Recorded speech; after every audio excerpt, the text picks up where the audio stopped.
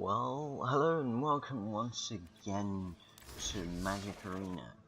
And today I'm going to make a bit of a deck tech. Just say deck tech. I won't be doing any type of gameplay. This is supposed to be a shorter video. Let's see if I can do it.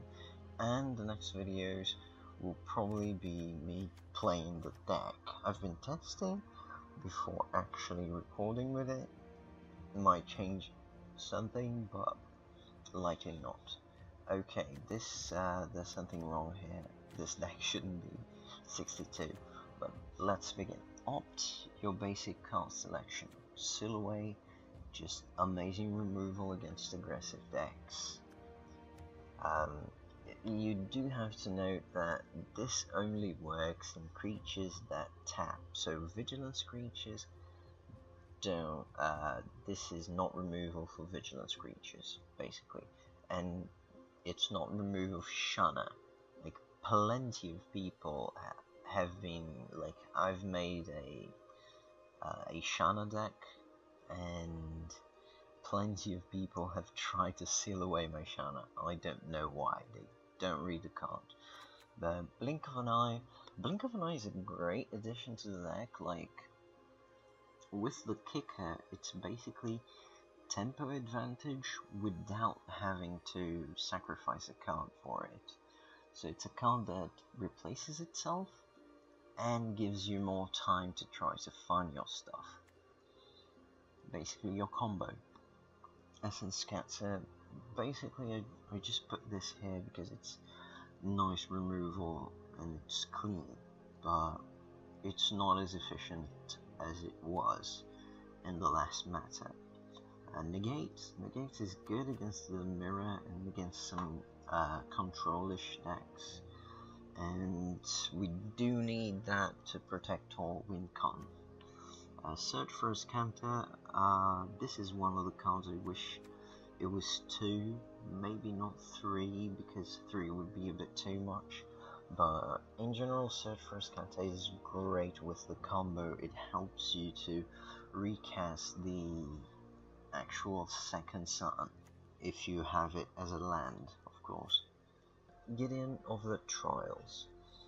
This card is actually not too it's not amazing on the deck. It's good against the mirror, of course, because of the zero, the effect of the zero, but it's not amazing because most of these decks use Blink of an Eye, and then at the right moment they just have to Blink of an Eye at the end of the turn, and then I just I've done this a few times. Then I just cast my second sun. So you're not really safe with Gideon of the Trials, but well, it helps you somewhat. But in general, it's better against aggressive decks because it's basically removal.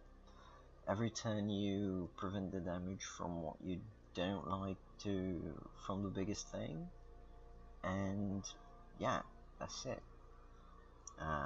This is good also because it forces your opponent to keep developing to the board, and if they develop too much, Settle the Wreckage is going to make their life miserable.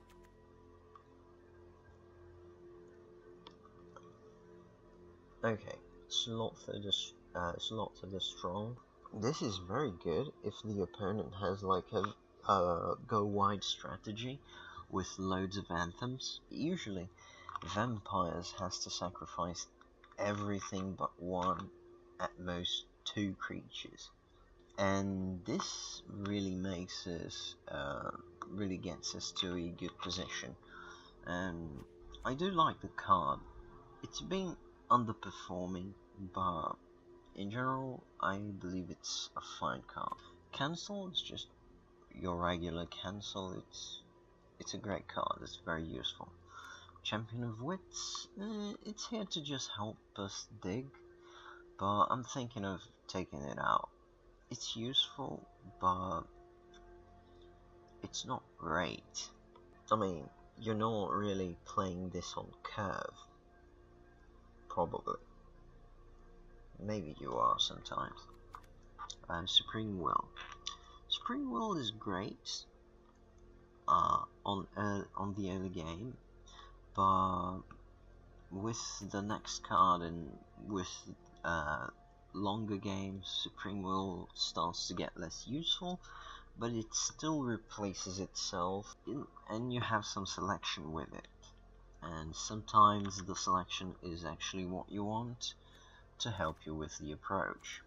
Settle the Wreckage, it's an amazing magic card, but it's also not that great. The fact that it gives the opponent loads of lands, it filters their deck, and the opponent knows you're playing this and they will be able to play around it. Hieroglyphic Elimination is just your card advantage, it's a bit of fuel for the deck. Teferi is your main card advantage, and it's also one way to kind of lock the opponents out of the game. Like, if you have a Teferi that has -8'd, you simply just start exiling everything they have. With every turn, you're going to make the opponent feel really sorry for themselves. Like, it's basically a win con. There's no way someone gets out of it.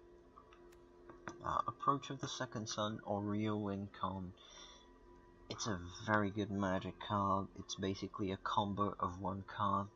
You basically cast it, you put it back in your deck in the 7th position, and if when you get to it, you can and recast it, not just get to it, you have to recast it, and if it resolves, you win. If you've cast, the actual card says, if Approach of the Second Sun was cast from your hand, and you've cast another spell named Approach of the Second Sun this game, you win the game. So it doesn't freaking matter what happened before. Maybe you had the first approach countered. That doesn't matter. You still get this. You still get to win the game if this one resolves. So it's a very good magic card. Basically, the deck only exists because of it.